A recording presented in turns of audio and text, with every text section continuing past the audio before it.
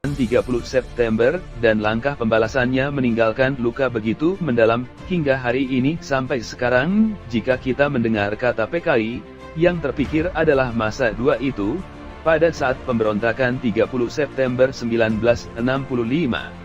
Indonesia mencekam, di mana-mana kerusuhan karena kericuhan. Bagaimana nasib para terduga simpatisan PKI ini?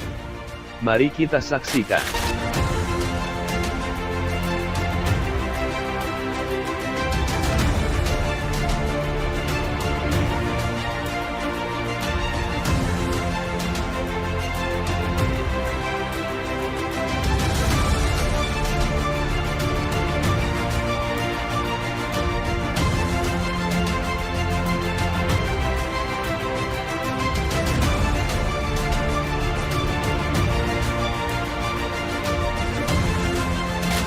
Dua peristiwa G30S PKI tersebut sebenarnya sama-sama menunjukkan kekerasan terhadap kemanusiaan.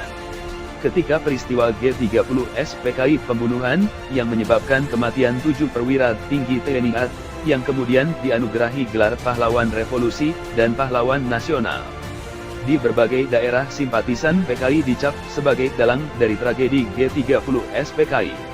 Setelah itu peristiwa G30S PKI, terjadi pembersihan PKI dengan penahanan, dan pembunuhan massal atau penghilangan hak sebagai warga negara. Peristiwa kekerasan, yang terjadi sepanjang tahun 1965 tidaklah normal bagi mereka yang hidup saat itu, baik sebagai pelaku maupun korban. Pada tahun 1965, khususnya setelah G30S, banyak terjadi pembunuhan yang keji untuk menghilangkan orang, supaya keluarganya tidak mengetahui. Hal itu lumrah terjadi saat itu, seperti ditemukan di sejumlah daerah di antaranya Aceh, Sumatera Utara, Lampung, Jawa Timur, Jawa Tengah, Bali, Lombok, dan Flores. 46 tahun setelah tragedi tersebut, masyarakat Indonesia masih saja fobia terhadap komunisme. Hal tersebut adalah akibat dari stigmatisasi buruk terhadap PKI dan komunisme yang dilakukan oleh pemerintah Orde Baru. Stigmatisasi tersebut juga mengakibatkan para eks-tahanan politik, Tapol, mendapatkan perlakuan yang tidak adil baik dari pemerintah, masyarakat, maupun lingkungan sekitar. Mereka yang terlibat dan dituduh terlibat harus menjalani hari-hari yang penuh penderitaan, bahkan setelah Orde Baru runtuh. Upaya rekonsiliasi yang dilakukan oleh pemerintah terhadap para eks-Tapol terkesan setengah hati.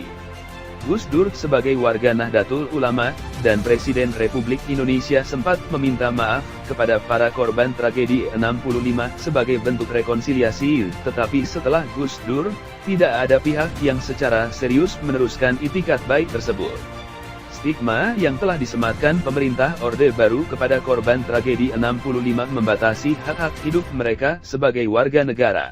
PKI pernah menjadi partai komunis terbesar ketiga di dunia. Kadernya berjumlah sekitar 300.000, sementara anggotanya diperkirakan sebanyak 2 juta orang. 19. Selain itu PKI juga mengatur serikat-serikat buruh. Dukungan terhadap kepresidenan Soekarno bergantung pada koalisi, Nasakong, antara militer, kelompok agama, dan komunis. Perkembangan pengaruh dan kemilitanan PKI, serta dukungan Soekarno terhadap partai tersebut, menumbuhkan kekhawatiran pada kelompok muslim dan militer. Ketegangan mulai menyelimuti perpolitikan Indonesia pada awal dan pertengahan tahun 1960-an. Upaya PKI untuk mempercepat reformasi tanah menggusarkan tuan-tuan tanah, dan mengancam posisi sosial para kiai.